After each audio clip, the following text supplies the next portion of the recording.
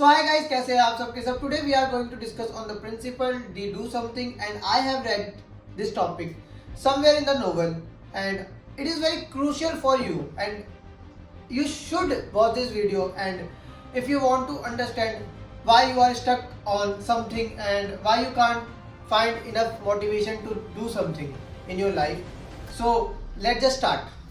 So इस topic को हम एक एग्जांपल से समझेंगे. There was a guy in USA जो मतलब जिसको जो वो करना था, एक बिजनेस करना था, बट किसी कारण की वजह से वो नहीं कर पा रहा था. वो अपनी 9 to 5 जॉब में स्टक था और ना ही उसके पास इतना वो पोटेंशियल आ पा रहा था कि वो छोड़ दे जॉब और अपना पूरा फोकस अपने बिजनेस में लगा दे, क्योंकि बिकॉज उस वक्त वो पार्टीज में बहुत ज़्यादा बिजी था और मतलब कुछ भी नहीं कर रहा था, सिर्फ वो पार्टीज ही कर रहा था और अपनी जॉब कर रहा था 9 to 5 बस.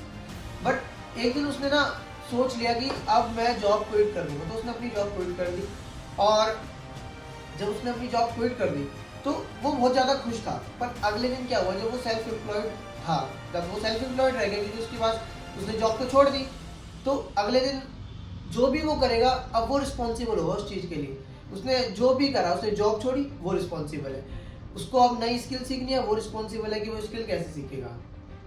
उसे नहीं पता अभी क्या करना है, कुछ भी नहीं पता. उसने ना कोई प्लान बनाया ना कुछ बनाया, बस ये पता है कि उसे बिजनेस करना है, पर उसे बिल्कुल भी एक उसके पास पाथ नहीं है कि किस पाथ पे उसे चलना है, किस पाथ पे उसे अपनी एनर्जी लगानी है. बट होता क्या है, अब ऐसे ही कुछ दिन चले जाते हैं और वो मतलब उसे नहीं पता लगता क्या करना है. वो गेम्स खेलते रहता है लैपटॉप पे और उसका बैंक बैलेंस खत्म होता रहता है बिल्कुल. और बिल्कुल मतलब बैंक बैलेंस जो है उसका ब्लैक से रेड पे आ जाता है. रेड एक हार्मफुल सिग्नल है. बट उसके बाद क्या होता है, उसे याद आता है कि 10th क्लास में उसके एक टीचर थे मैथ्स के, जिन्होंने बोला था if you are stuck on the problem then just don't sit there and think about it, just start working. अगर तुम किसी भी चीज़ को करना चाहते हो तो सिर्फ स्टार्ट कर दो काम करना, तुम्हारे पास आइडिया अपने आप आ जाएगा. सोचो कि तुम्हें जिम जाना है और तुम 1 महीने से सोच रहे हो, बट अगर तुम सीधा जाके जिम की मेंबरशिप ले लोगे तो तुम कल से जिम जाने लग जाओगे. जिम जाने लग जाओगे कल से ही, अगर तुम आज ही से मेंबरशिप परचेज कर लोगे जाके. अगर सपोज कि तुम्हें किसी पेपर के लिए पढ़ाई स्टार्ट करनी है, अगर तुम उसका सब्सक्रिप्शन ले लोगे तो तुम स्टार्ट कर दोगे, क्योंकि तुम्हारी मनी लगी है तो तुम उसकी वर्थ समझोगे. वो अलग बात है भाई, अगर तुम करना पैसा तो तुम भी समझोगे. बट ये बहुत ज़्यादा क्रूशियल है, डू समथिंग.